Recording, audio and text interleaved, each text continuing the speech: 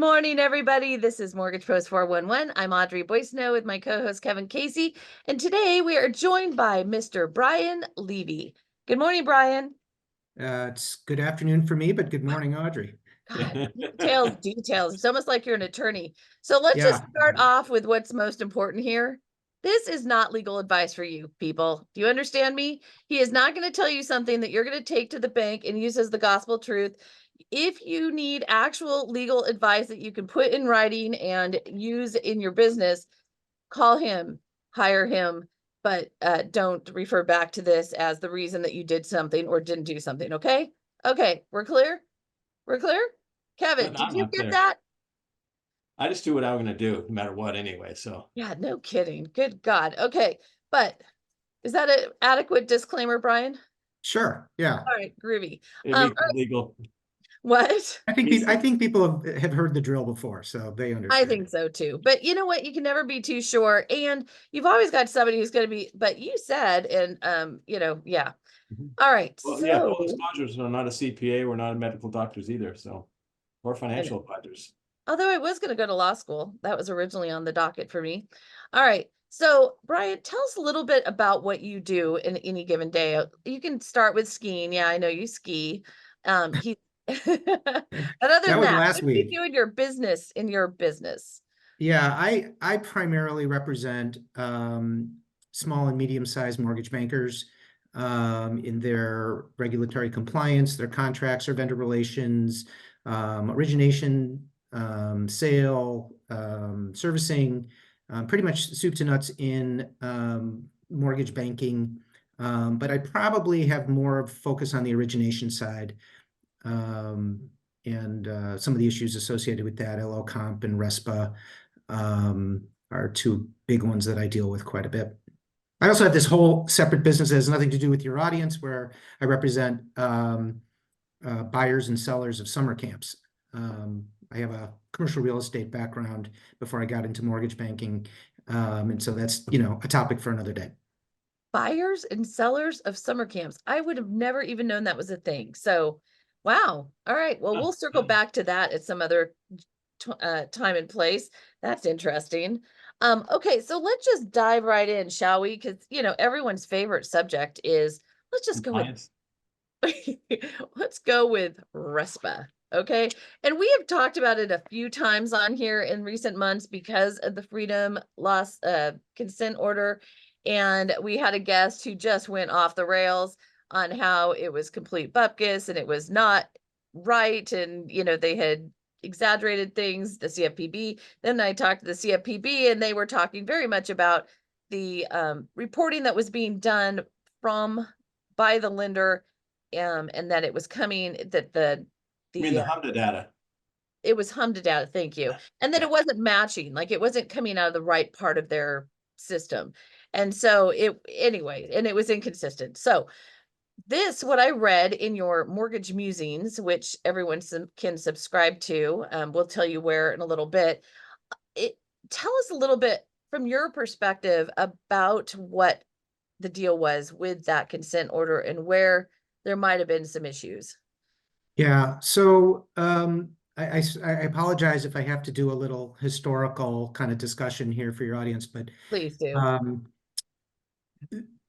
The CFPB has started in about 2012. It was stood up, and so we're looking at just a little over 10 years now of the CFPB, and they have never liked marketing services agreements. Yep. Marketing service agreements are premised on the RESPA 8C2 exception, which is the exception for services rendered. And the concept is that you can pay somebody for services rendered, even if they're a referral source, as long as you pay no more than the reasonable value for those services. And as long as those services are really needed, you're not just making them up and duplicating something else or splitting something else. I mean, as long as you need the services, and marketing is certainly something that mortgage lenders need to get to their customers, that is permissible under the HC2 exception. And so that's where marketing services agreements sort of came up. And but the CFPB has never liked it. They've just felt that was problematic. And if you go back back to around 2017 time. Well, even before that, there was the Lighthouse Title consent order. They didn't like their marketing services agreement. I mean, frankly, there were some issues with that because the marketing services, it was unclear that they were paying reasonable value for those, and what was the basis for payment. CFPB just thought these are payments for referrals and you're just trying to get around RESPA.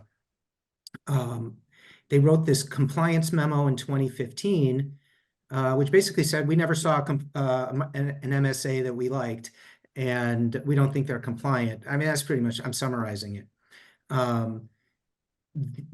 Again, this is all the 8C2 exception and how they want to interpret that services rendered exception.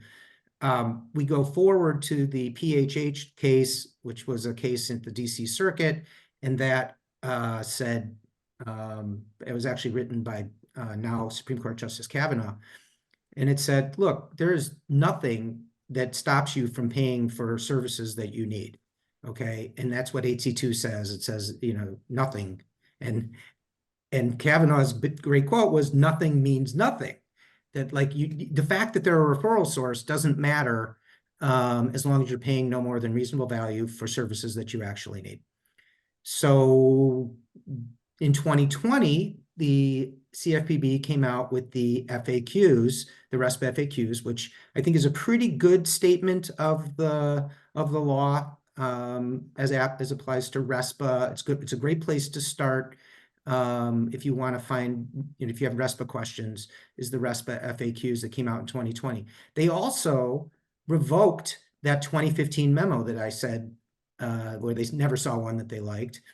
But that didn't really change. That was in a different administration. That was during the Kraninger, the Trump administration nominee for CFP director. New director. Now we have a new, they're going back to this interpretation that they just don't like MSAs. I think it's a way around it. And what happened with Freedom and that consent order was they sort of reiterated their concerns with MSAs.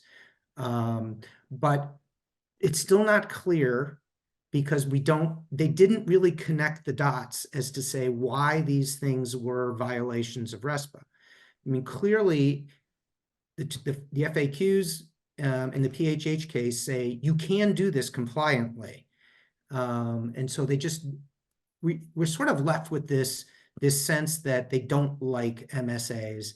They particularly don't like when you pay a realtor for marketing services. And so they're gonna look very carefully at that.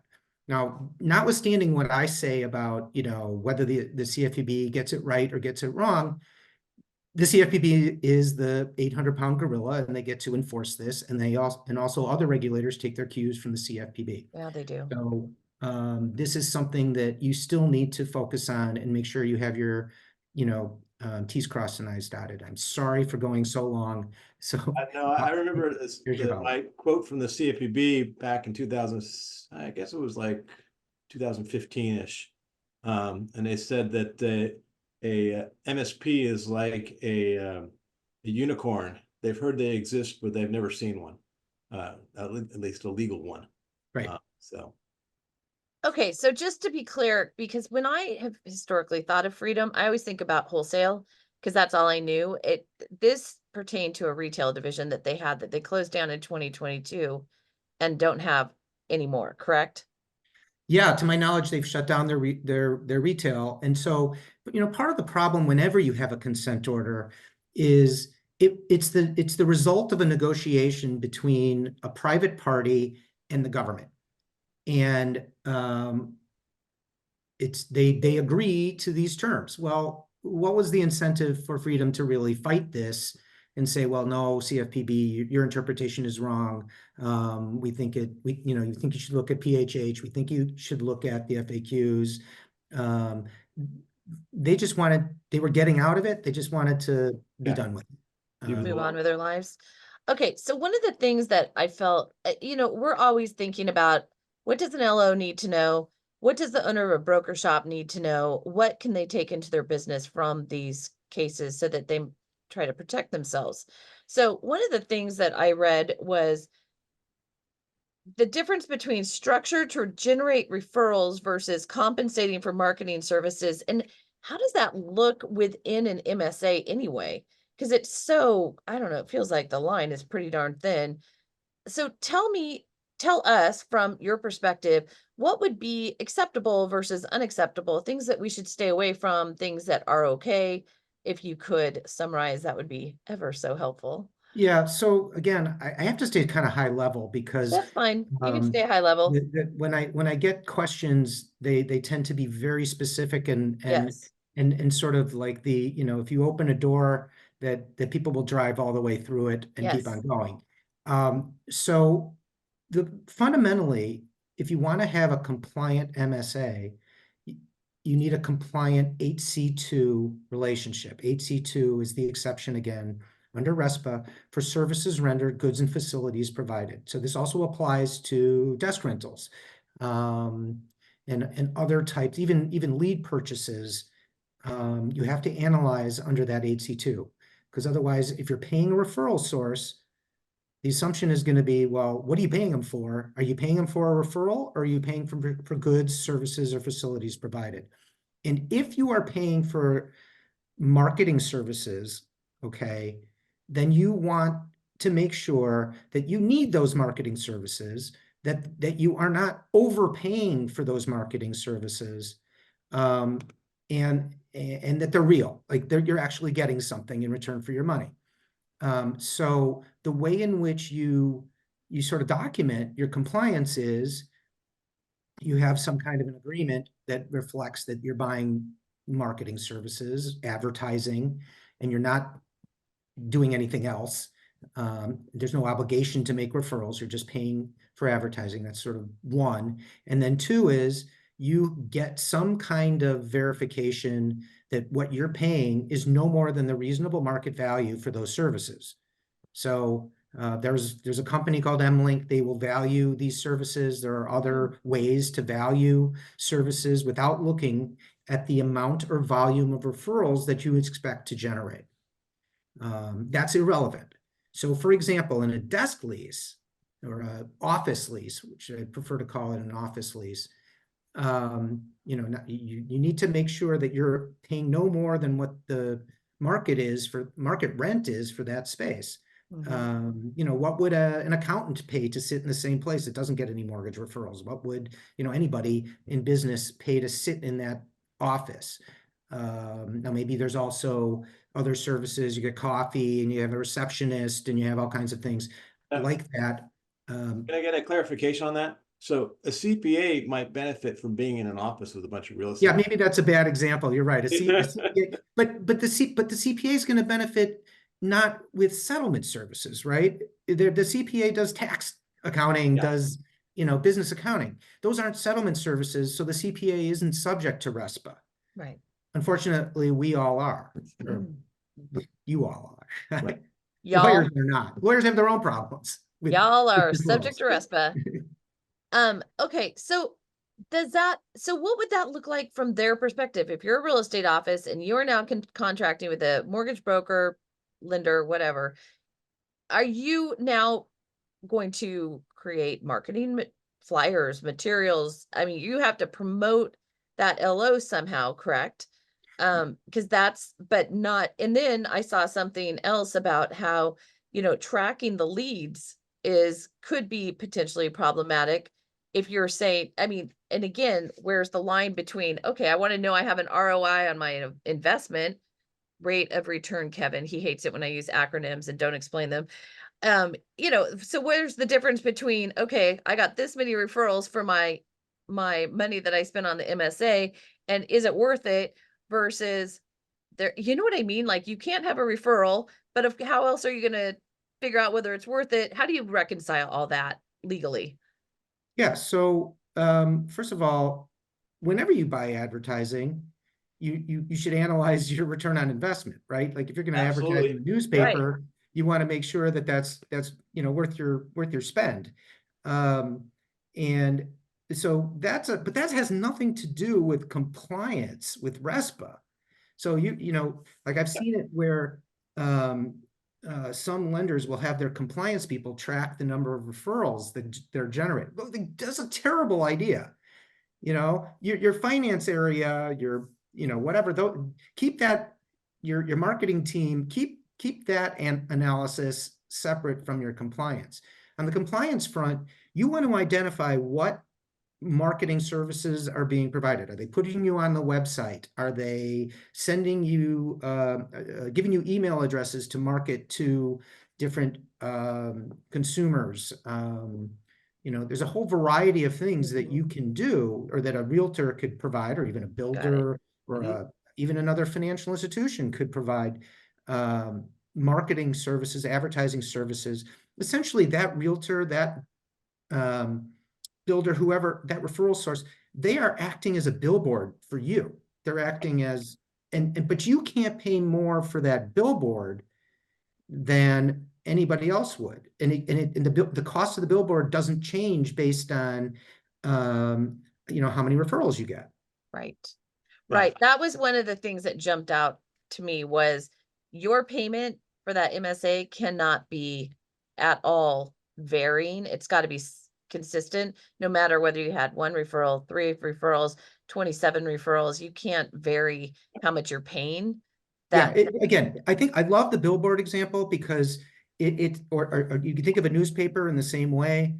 You pay based on the placement of the billboard, the size of the billboard, what the traffic is that goes by the billboard every day. You don't pay based on the results of the marketing. So I've always been of the opinion that, like, or from the very beginning, was that, like, if you have a 10 office real estate office and they give one office to a mortgage office, and the total rent on the building was, say, you know, $10,000, well, then they can't charge more than $1,000, because, you know, that's 1/10 of the total offices in the space. But I like your thinking of how but you're also paying for the marketing, and you're paying for you know, promotion, but you're still not paying for leads. So while you could pay the, you know, 1/10 of the real estate, because you have 1/10 of the offices in the space, you also are paying for you know, maybe promotion at meetings and being on the website. And so all of those kind of go into the math also. Am I thinking this through right? Yeah. So Kevin, what you're talking about sort of connects with the idea of co-marketing or joint marketing. And HUD had issued some guidance, and this is before the CFPB was around. HUD was the regulator for RESPA, and they had issued some guidance that basically says that you can do joint marketing, co-marketing. This is a little different than an MSA, but co-marketing is typically, or at least I think of it, where you are marketing together with a realtor or some other business source. And you together are maybe buying that billboard or sharing space. Right. And that's the case, like if you have 50-50 side, one side's on the other side of the billboard, then you have to pay 50% of the billboard. You can't pay 60%. And it's you need to be proportional. Yes. So the idea is that if your picture is on 1/10 and they're 90%, you can't pay 50-50 for that. You've got to pay 10 and 90. Yeah. Proportionality is which is something we've been told and we've known about, like marketing flyers and open house flyers for years. Like we've heard this over and over again. So hopefully this is not. I love the open house flyer thing. It drives me batty. You know, I've been in this business for like since 1994. I've been in the mortgage banking space, so we're coming up on 30 years.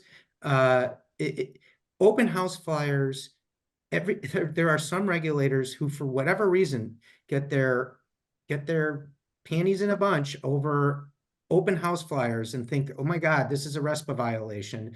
And, you know, again, there is no de minimis exception to RESPA. So let me be clear that even if you give someone a penny, it's a thing of value and it's a violation technically.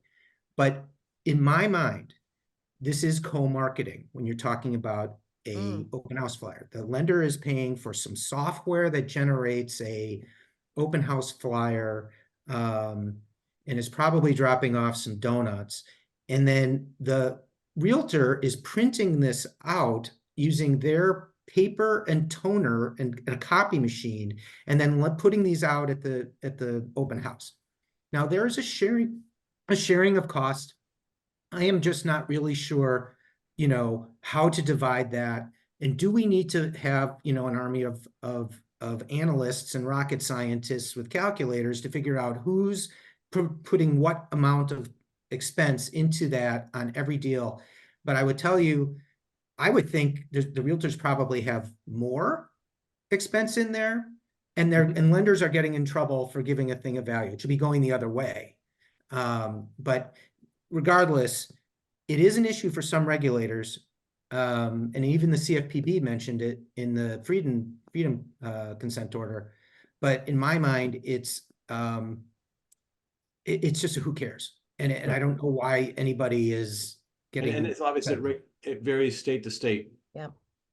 Yeah, I would say the FDIC has been aggressive on this issue, and it really bears some clarity, just to avoid, what I think is sort of silliness in the rest. So there's no actuarial table that addresses all this, that states, okay, a copy. You're asking the wrong guy. Okay. I went to law school. I didn't, I'm not a numbers guy.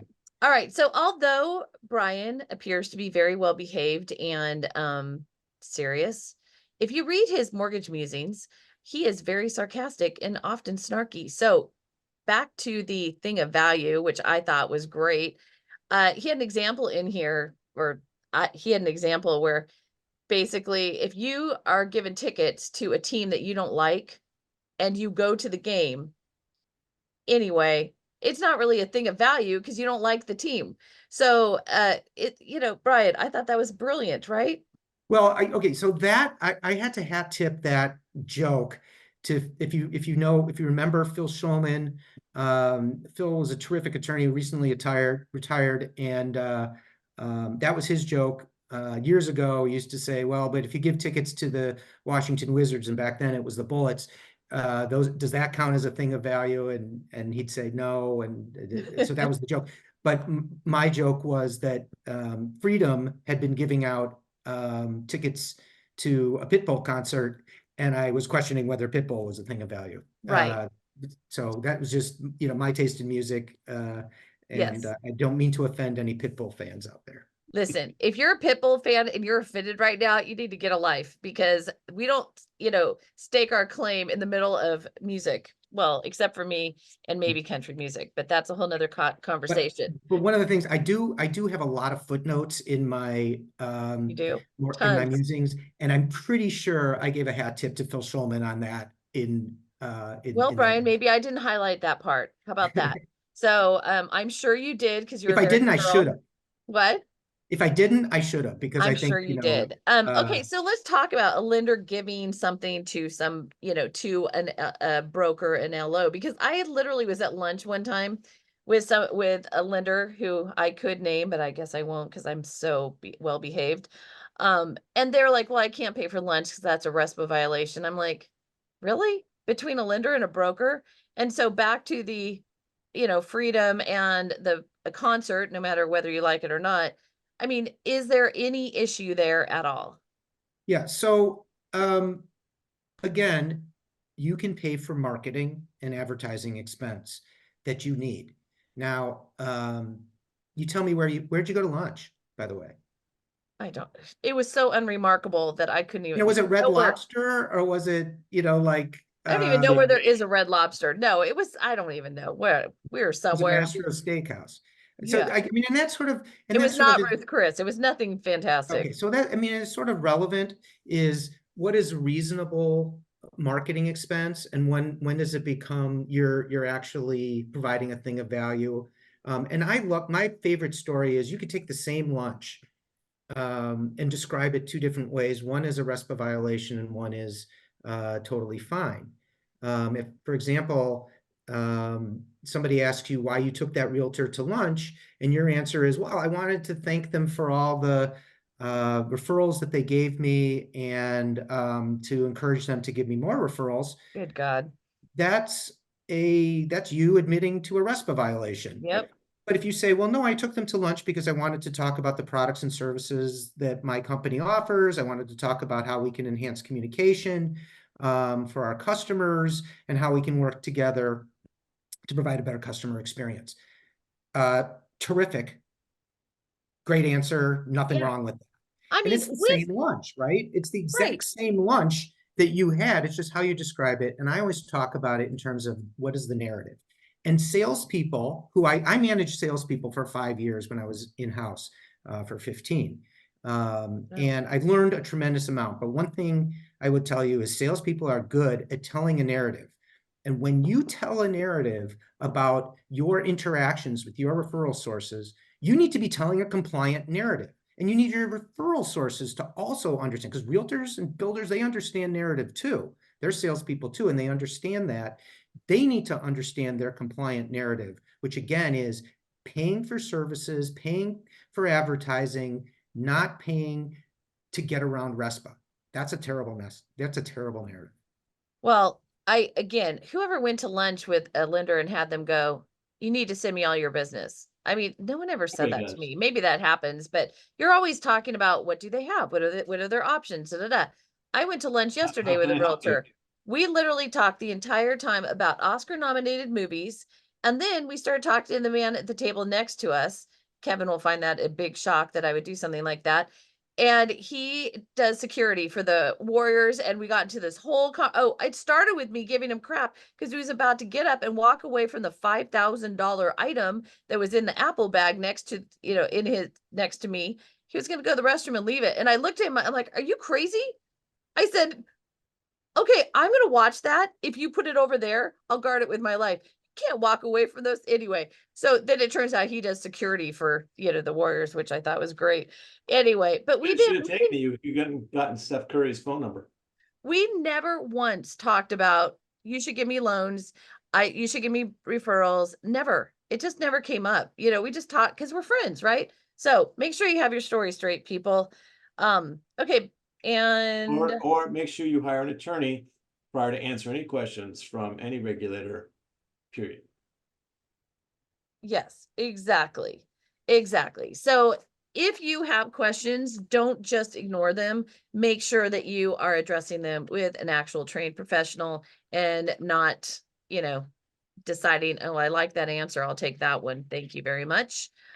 Okay. So you had a whole thing on double dipping and conflicts of interest. The example you started with was George Costanza and the very famous episode of Seinfeld where he was at a party and he stuck his chip or something into the dip, took a bite, then took another bite, took another dip, and which is disgusting. Anyway, so tell us from a legal context about what we should be aware of with double dipping and conflicts of interest. Yeah, okay. So if we go back to not the end of 2023, the end of 2022, HUD sort of dropped this surprise announcement on the industry that said that in the past, as a compliance person, we used to always get asked, can you do FHA loans can you get a commission on a FHA loan, both as a realtor and as a loan officer? And the answer was a hard no, that FHA prohibited that. And usually what happened was it came up in the context of when my company wanted to hire somebody that had a real estate license, and could they play both roles in a transaction? And again, this is one of those issues where if you say you can, then people start running with it. It doesn't mean, can doesn't necessarily mean run with it. Can means, well, it's possible, but there are other issues to address. So now, yes, FHA does permit you to do that, but that doesn't change the fact that there's still a conflict of interest for lenders. And, somebody may be more concerned about their real estate commission on a sale than they are about loan quality, for example. So you have to be aware that does create a conflict for the professional that needs, you still need to have more attention paid to that from a quality perspective. So be very, very careful. Yes. Very, very, very careful, people. Be very ready to defend any action that you took in that transaction when somebody decides that they're not happy with what you did, right? Correct. So if you're doing the double dip, doing the real estate transaction and the loan. Well, I mean, pretty much you basically have to be willing to Careful explain anyway. yourself no matter what, but it gets a little hairier if you are representing more than one part of a transaction. And the argument against doing the double dip historically has been that the loan officer, and if they're the realtor, then they control the client to too much of a degree, and therefore have too much power, and therefore there's a tendency to believe that they would abuse that power. Am I viewing that right, Brian? Yeah, I mean, again, what I'm saying is the interests are not necessarily aligned 100%. You know, your interest as a real estate broker is to get the transaction closed. I mean, I think I had this explained to me in law school. Real estate brokers don't represent one side or the other, they represent the deal. Right. The deal doesn't close, they don't get paid. So they represent the deal. Lawyers represent one side or the other, and lenders, you know, certainly represent their own interests but they also might be representing the bank's interest. Right. Yeah. Right. And so that's why I'm saying those interests may not be aligned in every transaction. It may not be in the best interest of the buyer to get that loan and buy that house. But if the realtor really wants that commission, now they've got conflicting, and that's what a conflict is, conflicting interests in the transaction. you know what's really funny is I am literally holding a piece of paper right now, and my thumb is on brokers represent the deal. That was going to be the next thing I said to you.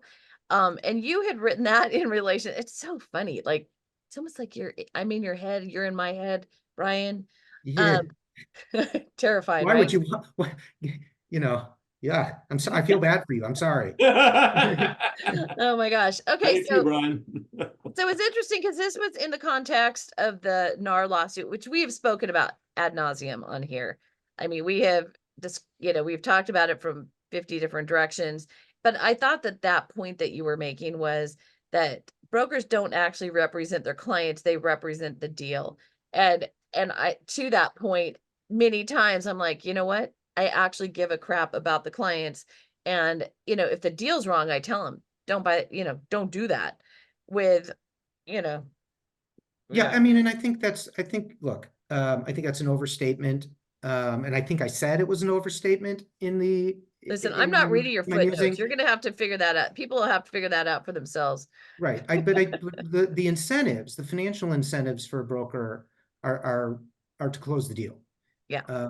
Now, maybe you say, well, I'll have another deal with that client and they'll be happier with my services and they'll make me have a better reputation. And all of that is true. And they're, I think unfortunately, and I may be getting into your next area here too, but I think what all of that, the realtor litigation says to me, and the changes that are going to happen or that are happening with the buyer broker relationship, is that realtors are going to have to do more to explain the value that they provide to consumers than they have in the past. They're going to have to justify the kinds of why are they getting paid to do the job? And it's not just to shop for houses, which again, I think could be done on Zillow or Redfin or Amazon if they wanted, we can shop online, we can find houses. We don't need you to drive us around and control those listings in the MLS books. All of that can be found on the internet, but there is so much more hand-holding that needs to go on to get the consumer, particularly first-time homebuyers. My God, they have no idea what they're doing, and they're very scared. And this is an incredible expense. It's going to saddle them with massive debt, and they need to be given good counsel in this process with a professional. That value added has been very poorly explained by the real estate profession, and I think that's exactly what they need to do. Frankly, I think they would win the lawsuits if they spent more time on that in front of the jury. Well, going back to what Dave Stevens had said, that jury on that NAR lawsuit listened to testimony for like 2.5 weeks, and they deliberated for a couple of hours and came back with this verdict. So that thing was done before they ever got into that jury room. And it was whether or not they were actually listening to what the experts like Dave Stevens were telling them is debatable, in my opinion, because if you heard him say 45% of realtors didn't close a single transaction last year, it gives a whole different flavor to the idea of what people think realtors' lives look like. They are not driving around in a Ferrari. They are not, dating the hottest chicks and making tons of money by not doing anything. They actually do have to work. There's a lot involved, and they do a lot of things that they never get compensated for, very much like us. So I think it's interesting. And in my opinion, the whole idea that you can just surf the internet and find a property and poof, that you're good is nonsense, because you really do need an expert in many cases, unless you are, okay, I'm just going to target my 3-block radius and any property in there, then I know the neighborhood, everything's fine. Maybe then that's fine. But then even as a listing agent, do you want to deal directly with all these buyers, coming in? Let's say you put a listing on the market and 200 people want to look at it. Now you're handling all that. And do you want all those people traipsing in the house and showing up whenever? And you know what I mean? And that's before we ever even get into contract and have, Right. oh, I don't know, an inspection that someone needs to like figure out what it means. And so who's going to help the buyer with that? When we don't have a buyer's agent involved in the transaction, guess what? LOs are doing double, quadruple duty. It's crazy. Yep. And so it is so or important. Even worse, for sale by owner, where there's no real estate agent involved at all. Oh, those are the worst. Oh, they're the absolute worst. The worst. Fall apart so easy because the two parties just go off in different tangents and then there's no deal. It's awful. Absolutely So definitely value the realtors bring. Yeah. No. It's the problem is we've got TV shows that have made it look like it's one thing when it's not. So, okay, can Those you buy a reality house TV shows, right? Correct. Can you flip a house in 30 minutes? No. And that's, including commercials.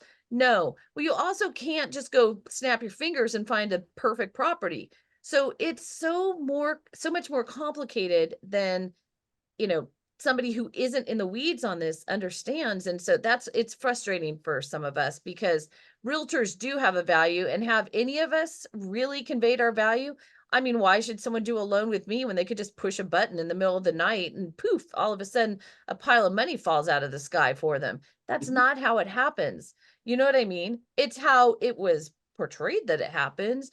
And so you have a whole group of people out there that don't even get it, how they can actually benefit from working with a professional who understands different strategies, different approaches, has done 5 zillion different transactions and knows, oh, wait, but that would work instead. Or have you thought about this? You don't even know what you don't know.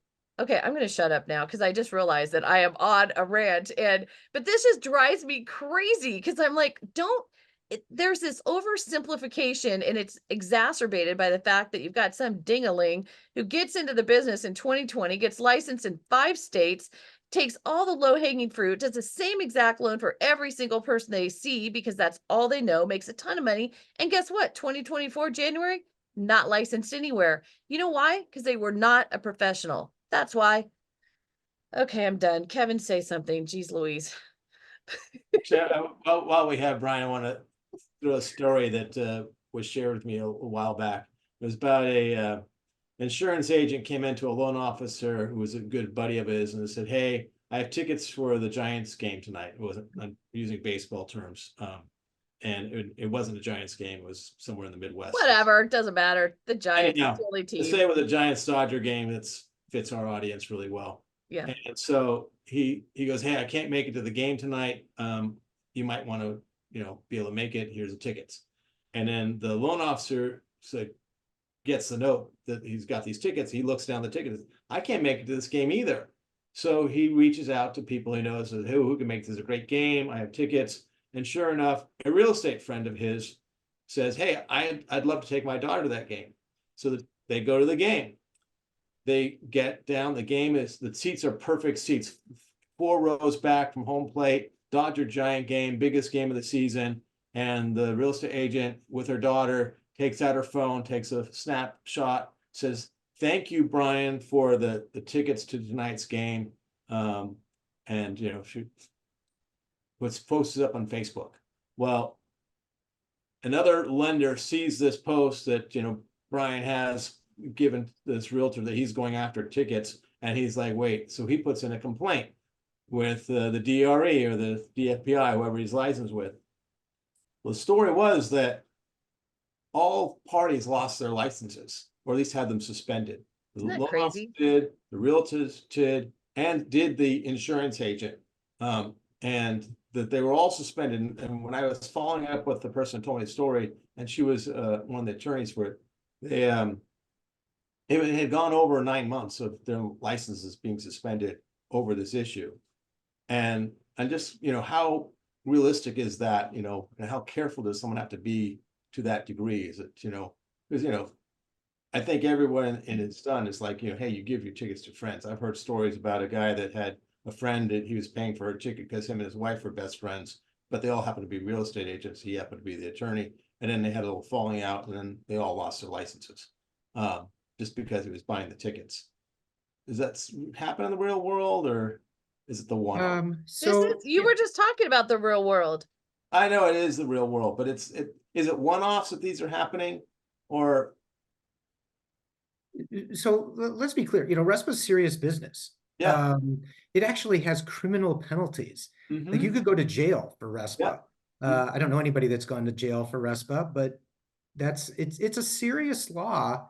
It's been on the books for almost 50 years, and it has some very serious ramifications if you violate it. Right. If you're in a sensitive situation, use a little discretion and don't post something on social media saying thanks for the tickets. There was recently a little bit of a kerfuffle, I guess is the way to call it, where some mortgage brokers were flown to Detroit by UWM for something promotional, learn how to work with UWM, and they posted, and thanks for the all expense paid trip to Detroit. And I guess I did that same thing that I did with the tickets, as I joked about it in my mortgage musings and said, well, the only way that this is compliant is if you assume that a trip to Detroit is not a thing of value, given which is not really, I called it dissing Detroit in RESPA. Poor Detroit. So I mean, again, the narrative is what's important, right? Yeah. Like I also there's another one where these are like law school exams, frankly, because it all revolves around the intent of the thing of value. Okay, if the story is I'm giving it to the realtor because they're one of my biggest referral sources, good grief, that's a terrible story. If the story is I couldn't find anybody to give these tickets away, and this was the first person that responded, and if you look at my emails, you'll see that I sent this to everybody, and this was just the first person who responded. I think you've got a much better story to tell. I don't know if I have not heard that story. I don't know if it's true or not. But I think that the narrative around why you're doing something has to be absolutely pristine. And you can't wink and nod at it and try and make something up, hindsight, to say, well, this is why we did it. You really have to walk the walk. Yeah.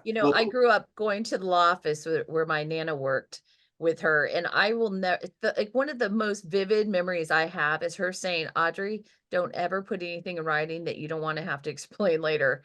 And that now applies to social media and everything we do. People can record you so easily. Like, just, think. Okay, so there's a couple other things. It's really remarkable how fast these hours go. I just want to touch on a couple things, okay? So, in 2023, according to the Mortgage Bankers Association, we closed 4.3 million units. As you know, versus the 14 million we closed in 2021. So this is according to MBA's chief economist Michael Fratantoni. I can't say that name very fast. So anyways, the good news is he thinks that we are going to be at 5 million units this year. So that is a whomping big difference from last year. And then also Wait, just 4.3? up from 4.3. That's not a wampin. That's 700,000 loans, 700,000. Did you see the latest numbers on what they think LO count is? It's like Yeah, I don't know. I looked up, 400,000. I looked in Black's Law Dictionary and wampin was at least 2 million. Okay, So yeah, I'm with listen. Kevin on that. Cl- I don't know. I just made it All up. right. You people can get together and have tea over the definition of wampin. And I'm going to go with 700,000 more loans this year than last year, when there are significantly less loan officers, is a big deal. So go get them, people. And also of note, there are 50 million youngins. Why don't you take that to your tea also? Age 30 to 40 who need a place to live. So 50 million people who need a place to live. Not that there's enough houses for them, because there certainly are not. 45 million are going with that one. What? 45 million are going without a home. There's only 5 million Really? transactions. Really? Okay, so a recent study from Lending Tree shows that single women own 2.7 million more homes than their male counterparts, with roughly 13% of those women holding the titles to their homes compared to 10% of men. So the point is, women are buying homes by themselves. Go get them. Well, Go first of all, get them. I never met a man who didn't buy a house because his wife didn't tell him to buy it. That's it. What? Usually it's the wife is driving a real estate transaction, almost always. Okay. It's a couple. It's usually the woman is saying, I need a new house. All right, well, way to make it a sweeping generalization over something that you just pulled right out of My hat. somewhere. It was pulled out of somewhere. Okay, so when I made my note, we were at almost $80 a barrel for crude oil, and we are now at like 72 or 73 or something like that. So those numbers are getting better. Mortgage Action Alliance, that's MBA's legislative arm, is doing they are really trying to get people to respond to their call to action on the trigger lead bill. So they're trying to get it to move forward. So pay attention to that, guys. I just Well, wanted let me just emphasize when MBA asks you to do something like that, they make it so easy for you to weigh in on for the industry, and it is so important. It's unfortunately, you know, the more emails, letters, whatever it is, and they give you like a format. All you gotta do is hit click and send that email and support the industry on these important issues, and it doesn't cost you anything. Yeah, to be clear, the first time you do it, it takes a little bit more than a click. It's a click, put in your address and your name, and then click. 30 seconds of your life, for God's sake. After that, it's a click, and it's already auto-filled. Okay, I just want to say thank you to Dirk, who has made a few comments today. I'm going to start with the first one because it was very laugh out loud almost. Right. So I want to preface this by saying he married this realtor. He said, and I quote, "I wanted to sleep with that realtor. Lock me up, CFPB." He is actually married to this beautiful woman who I absolutely adore. And but anyway, that's Dirk for you. It's good narrative. What? Yeah, it's good narrative. But he did the math for me and validated my wampin statement.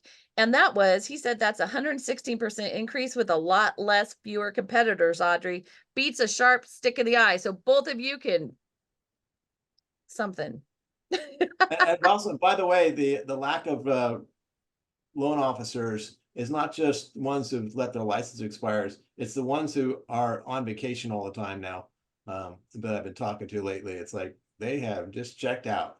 So, and it's all great because, you know, Audrey and I, we've been talking our numbers. My numbers are great for 2024. Oh my God, so much better. I mean, so much better. It is. There's so many people who don't want to be bothered to learn anything new. They're tired. They don't need the money. They just don't give a crap anymore. And me, my last loan I closed was a cross collateralization with a number of properties for my investor client who's getting in and he's going to clean the place up. He's selling this other place. He came in with like what, $50,000 for this No. That almost $800,000 purchase. You know what I mean? Like, Yeah, get no, I know creative. exactly. I've been getting referrals for people that just other loan officers that don't want to deal with the complicated stuff. I'll take them all day long. Exactly. Okay, so I just won't compensate them for the referral, just to be clear. what? Kevin barely says thank you. He's definitely not doing anything else. Come on. Okay, I just want to talk for a minute about BLS jobs report last Friday. Everyone who listens to this regularly knows that I call it the BS jobs report because it's so full of, crap. Back to Mike Fratantoni, the chief economist for MBA. I heard him actually defend BLS. He used to work there. He's like, they have a really tiny budget. And so, of course, it's really hard for them to get their numbers together. And I'm like, I don't care. If you are going to release a report that moves the market substantially, then maybe you could get it a little more right than you've got it. So I just wanted to, and this, by the way, kids, I'm going to give credit to Barry Habib and his little team because they really do break this down well, but I want to share this with you. So because I was watching Bloomberg last night, and you've got like former treasury secretaries, and you've got all these high profile people who've had very lofty positions in our US government who are going, oh yeah, that jobs report's amazing. Like jobs are booming. They don't even understand it. It's crazy. Okay. So last week we expected to have 180,000 new jobs created, right? That was BLS. Instead, we got 353,000 new jobs. Now, we knew that January is always very, very volatile, right? So there were also, in addition to that, 126,000 positive job revisions from the previous 2 months. Those are big, humongous numbers. Okay, so January always has big adjustments. There's new benchmarks, seasonal adjustments, and population controls. But the raw job figure, that's without the adjustments, was actually 2.635 million jobs lost in January. Did you get that? 2.635, but seasonally adjusted higher by 2.988 million, which gave them their 353,000 job gain. Isn't that insane? Okay, so you've got weekly average earnings were up, ADP was down. ADP came in and showed 107,000 jobs were created versus BLS's 353.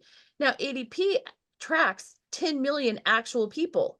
So they're not usually using the modeling and the adjustments that BLS does, right? Brian, sorry if your head's going to explode, but just bear with me for a minute. So bottom line is thus.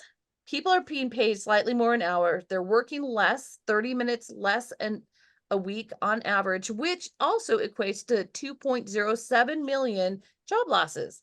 So they're making less money overall. They're working less, they're being paid slightly more, but they're making money less overall. So that jobs report was not as fantastic as one would have thought.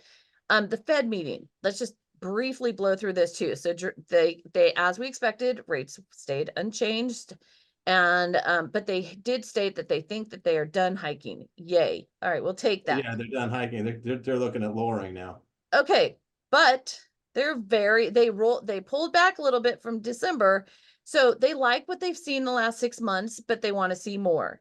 Powell was on 60 Minutes this weekend, and I've seen this in like 3 different places.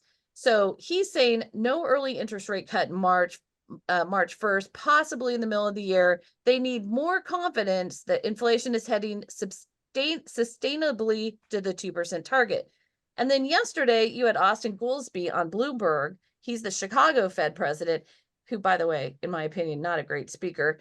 But he seemed to be smart enough. And he was saying that he doesn't like to tie their hands, so he's keeping their options open. But we have had 7 months of good inflation data. And then and this meeting is until March, blah, blah, blah. He doesn't want you're watching Bloomberg suddenly. What's happened to that? You know what? That was from our friend Jason. He's like, Audrey, you've got to see this. So I did. Yeah, so I have been watching Bloomberg, but I see a lot of things I don't agree with on there. So bottom line is, it is all bets are off, could be anything goes. And as usual, the projections are just projections, and anything can come out of left field and all of a sudden, screech, we're on a different path, right? Yeah, you never know. Hey, I want to bring it back to Brian real quick on a story. That's a good idea. This happens to us on a regular basis. Both of us teach. Oh, I got to wake up from my nap. Go ahead. Yeah, that's good. You know what? You should be paying attention to economic news, for God's sake. Come on. I don't even know what language you were speaking. Really? Are you serious? No, I sort of followed it. Of course you do. Come on. That's okay. Kevin's eyes glaze over when I start spouting numbers. He hates it. That's how I feel when I'm in France, and I had high school French, and I pick up on like half of the conversation, and the rest I'm like, exactly. Kevin, go ahead. So we both teach NMLS courses and other real estate courses, and it's so funny how every so often we'll get through teaching RESPA. And after we teach that portion of the class, someone at the break will walk up to us and go, I really like the way you teach, and you really seem to like know what you're doing. I'll tell you what, if I send you some of my referrals, how much can you pay me? This is after we've taught them about RESPA. I've talked about this on here before, where one day I was teaching and went through the whole RESPA section, which, by the way, one more time, RESPA's in every single year of NMLS because it is in every single year of audits. They're finding problems with it, so it's always a topic. So this man who had clearly been doing loans since dinosaurs walked the earth comes up. He had been listening very intently to what I'd been saying, and he said, well, he goes, that was really great. Thank you so much. So all I do is I give everyone who gives me a referral $1,500 when the loan closes. That's fine, right? I was just so flabbergasted. I'm kind of pissed off. Like, how can you be in this business this long and not get it? I'm like, no, that is not okay. That's why the regulators obviously, it's like the definition of a RESPA violation. And what the? So Brian. This is so funny. Been doing this for a long time too. I do a lot of RESPA training as well. And I've been kind of obsessed with that guy from the Progressive commercial, Dr. Rick, who teaches you not to become your parents. Have you seen this on the he's all over. Yeah, you know who I'm talking about. He's a guy, he's got a mustache, he's kind of a little heavy, wears a sweater, and he's teaching these people who are just doing things that, you just embarrass it. And I had this idea that I would do a RESPA presentation as Dr. Rick. And, and like people are asking stupid questions and you're just answering it like, oh my God, I can't believe, like, no, you can't do that. The answer is no. So yeah, I actually did that at one of the RESPRO conferences a couple of years ago. And the first question we had, that I scripted the whole thing. The first question was, now I know I can't pay for referrals, but it's okay if I do it in cash, right? Unbelievable. In a white envelope only. Right, exactly. It's okay. We're going to wind up with one last comment from a listener, and I think the answer is a resounding no. What complications could arise from MLO side hustles that are in related fields like online courses for mortgage ed or credit ed for other LOs or consumers? I mean, if you're teaching a course, you're not doing it in exchange for referrals, so it's not a problem, right? Well, I wrote a different Mortgage Musings about this topic, and it actually was published in Mortgage Banking Magazine. And I said, well, what if, somebody is a loan officer whose wife has a yoga studio and makes referrals to the yoga studio, or maybe the loan officer owns the yoga studio, and you're like, where are you going with this? And the issue is, okay, well, if you're the mortgage company and your loan officer is also gathering business for another business, that mortgage company has potential liability. And so if somebody gets hurt in a yoga pose, then you could sue the mortgage company for that. Because at what point did the mortgage company employee become something else? Trust me, when I was in house, my company got sued for a dog bite. Now you're like, well, what does a mortgage company have to do with a dog? The underwriter for our company had the neighbors over for dinner, and the underwriter's dog bit the neighbor's kid, and their lawsuit ensued. And the allegation was that they were discussing mortgages over the dinner table with an underwriter. I don't think it's true, but that case went on for a couple of years and had to be settled. So whenever you've got, and the other thing is, let's say I've had a lot of clients who say, well, I've got a loan officer who wants to do financial planning or wants to do insurance, so wants to sell insurance. And I always say, well, that's your customer, okay, that they're selling these other products to. So if you have an insurance company or you have a financial services company, that's your customer. You don't want your loan officer taking your company's customer and moving them over to something else and taking advantage of their actions that you paid for that customer to be generated, and now they're taking it somewhere else. So you have the liability question, and you have the question of, this is a business opportunity that you're allowing your employee to take for other purposes. So that's how I kind of analyze those. Oh, that's a good analogy. Holy guacamole. Let's start there. And I mean, seriously, if you have a conversation about mortgages at the dinner table, your kid gets bitten and you're going to sue and they actually got money. Holy smokes. That's ridiculous.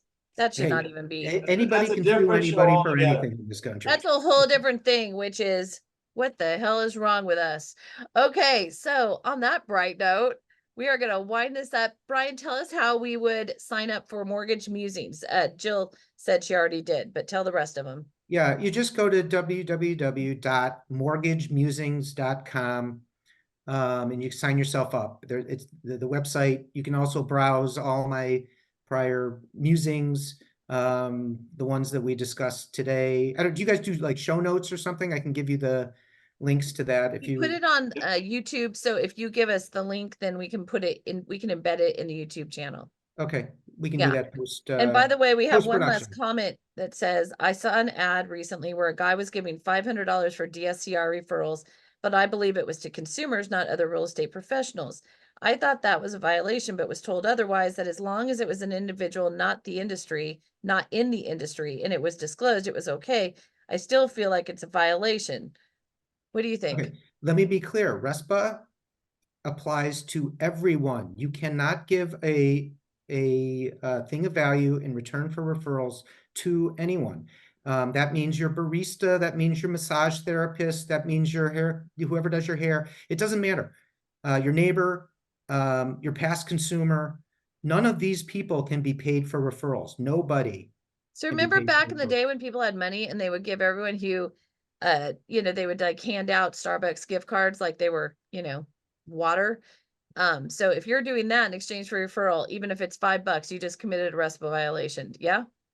Yeah. Again, I think you have to apply some rule of reason to this world. Listen, you just told about the underwriter who got sued because some ding dong got bitten at her house while they're discussing a mortgage. So don't tell me about reason, Mr. Brian Levy. All right. Well, the question is what's going to get you in trouble and what isn't.